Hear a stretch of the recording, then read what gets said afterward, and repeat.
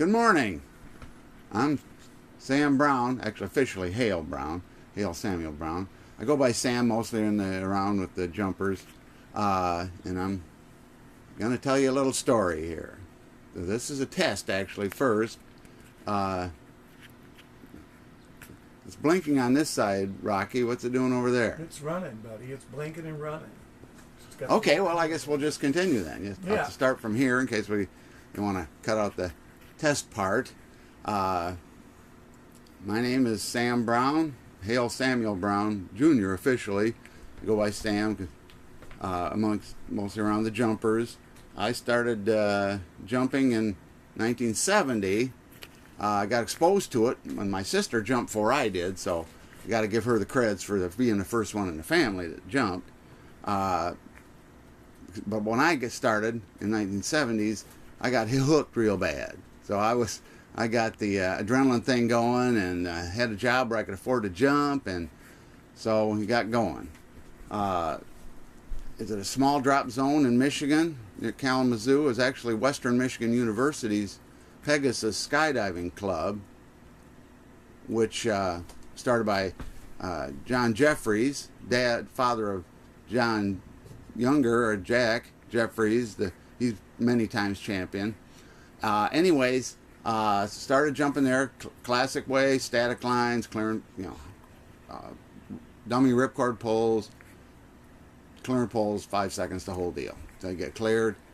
One of the strokes of luck that I had early on was to be at a drop zone where some experienced jumpers who had been doing some relative work other places, Ken Coleman to be exact, came there, and it turned out we had out of the probably 20 skydivers altogether that were there, and we're doing a lot of student jumping and jump mastering and stuff. Don Carpenter was there, Rocky Evans, Rick Johnson came in, and actually other good skydivers, but some of the best ones, like early on, Dennis Johnson, didn't want to commit to a team jumping, because we always said when you commit, you got to be there, you got to do what you got to do to be there for the team, and he wasn't ready to do that. And so it was Don Carpenter, Ken Coleman, Rocky Evans, and me, and Rick Johnson was the alternate. He was another good skydiver. And we started trying to do relative work, and we learned, practice, got better, kept working at it. Sometime in the 72 region, 73, we started going to bigger drop zones. Bruce Deland, the guy at Austin Lake, did have a twin beach. He was all bush pilot, so we did get to do big ways early on, or try them. A lot of flying around trying them. And eventually got our 8-way and night 8-ways and all that kind of stuff. Then we got it. Well, you jumped in the winter there too, and that wasn't too pleasant sometimes. But we decided to go to the Zephyr Hills, go to the south and jump in the winter. Great. So we decided to do that, and to do that, we were traveling around to other drop zones, meeting where DC3s would come in, and we'd be doing the 10-way speed stuff. So we were doing that, and John Sherman and Nick Lucas, other people came in, and we started out, got some guys from Wisconsin to jump with us, the Seven Hills crowd. So we went to Florida and jumped. I'm not sure what year we first went, but by 73 we thought we were getting better, so we went to the Nationals in 10-way speed competition. We did that.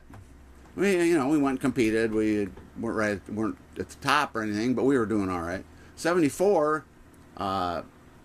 Ken Coleman, Rocky Evans, Don Carpenter, and myself decided we didn't like sitting around at the Nationals while the 4-way was going on, and we like to do small relative work anyway. So we said we're going to try to do that. We're going to compete in 4-way so we can jump more at the Nationals. So we did, and we got to where we did do some practice jumps in 4-way, but mostly when we were 10-way jumping, we'd do a speed 10, and then the four of us would come together in the center of the formation center of the 10-way, get a 4-way, do our thing, back loop, and make a formation, which was the way it was done then. And actually, I think in '73 they still were doing the real early ones, the Diamond of the Line, the Arrowhead to the 2-point Snowflake, and the Star Back Loop Cat. Well, they decided the back loop disorienting maneuver was a good way to do it to sort out the championship. So by '74 they were doing that. And so we went and we, like I say, practiced the way I told you, and we would go and do that. And we went, it was the Beechnuts in 10-way to the Nationals. We were fortunate with John Sherman, had the connections, and he was making rigs and had the connections with Steve Snyder. And I said, well, how about if we make these new piggyback rigs, the SSTs, and we get Snyder is going to furnish 2 teams with canopies, us and Pelican Land. They said, great. So he got us the rigs. He didn't have, we all had mostly, not all, but mostly front-mounted reserves, the old container on the back with PCs mostly in them, and people would try to get small by using real little canopies or something, but we mostly jumped PCs and round reserves hanging on the front. John come up with these SSTs, and I was like right in the base, so I got one of the first ones to get starting to set up the exit. We were doing small door beaches then, so space was really important in exiting. So I remember the first day John brought one to the Three Rivers, the drop zone, or Sturgis, whatever it was, and said, okay, here you go. They had a triconical in it at that point as a main, and the reserve was, I don't even know what that was. Said, okay, put this on. Here you go. I put it on, tightened it down, and I was like walking around with nothing. I said, is this all you got to wear? And did a few running steps and did a handspring with it, and said, this is great. So we jumped in, kept going, practicing. We went to the Nationals. Had to go early because the weather was bad that year in Michigan. Got down there, practice in 10-way. By the time the Nationals started, okay, we felt we were competitive, and we were. We started jumping the first day. We did 2 10-way jumps first and did okay. Then they started 4, and we okay, and we were basically, it might have been an advantage not to be where we thought we were at razor's edge, because we went a steady eddy. We did consistent. We tried to be smooth, not go too fast. And actually, in the when we were getting in the plane for the 6th jump, somebody comes walking up and says, "Oh, if you guys do decent, you can win." We go, "What?" So we did. We went up, went smooth, and we won. And like I say, we just planned to do that for fun jumping, but it turned out we were smooth. The other teams made mistakes or something, and so we won. Became the U.S. team to go to South Africa, the World Cup. It was the 2nd World Cup at that point, and we went to South Africa with we were the 4-way. Jerry Bird, I think it was the All-Stars, were the 10-way team. We went to Florida. Went to South Africa. And it was close down there, but we got a lead, and then we were able to hold it, and we won. Great. Wow, this is great. So then we decided, the 4 of us, that we would go 5 years for sure, as long as we can compete, as long as we were on, keep going. So in '75, we went back to the Nationals. Then we were just doing 4-way. Practice. So we were getting better and better as we went along. So in '75, we won again, Nationals. Then was the first FAI World Championships, official FAI. We went to Warendorf, Germany for that with Captain Hook and the Pirates. Were the 10-way part of it. Went there, had a good meet, had a wonderful time. We won there. Said, man, this is great. '76, we won the Nationals again. And in '76, the World Cup was held in Australia, and they were going to start doing a trial thing for the change to sequential. So we weren't able to go to that. And '77, they started nationals with the sequential. We were doing all right. We were competitive. We had got busted on something, a jump that we did it right, but it could, it has to be seen right to be judged, and we got busted on that. So that was pretty much the end of that. So Ken Coleman and Don Carpenter decided to go out. They went their own ways. We were still friends and jumped together sometimes when they were around together, but so Ken went and started a family. I actually did about the same time too, and Rocky came to Florida, Ken also, and pretty much after that, about a few years after that, when Ken was in Florida, he started coming up with this idea of, they used to do harness hold jumps to try pilot training and stuff, and he was trying to do that to train skydiving, so he could start with the skydiving and not have to learn all that static line, parachute jumping first, and then increase till you were making long delays, which some people had a lot of problems with too, anyways, but that was the classic way. So Ken started that, set a program, come back to Michigan, got me involved in it. So Rocky was in Michigan back by then also, and so Rocky and I were doing this like 1980, 81, whatever the heck it was. We started doing AFF in Michigan. Ken was down here doing it with other people down here, and there's a whole list of them, which I'm sure you will know about. And Ken was really into this thing and really working on it, and found a place where he could do it, where they would let him practice and start this down here.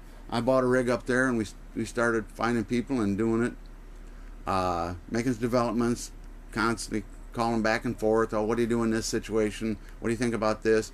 Changing the steps, the levels of dives, the way it turned out, for each the 7 levels of competency as you learn your AFF. And it was an amazing idea. 7 jumps and you could be a competent free faller and relative worker too. Was something, the people that were naturals at it really just took off and blossomed. It was great. Unfortunately, in was it 80?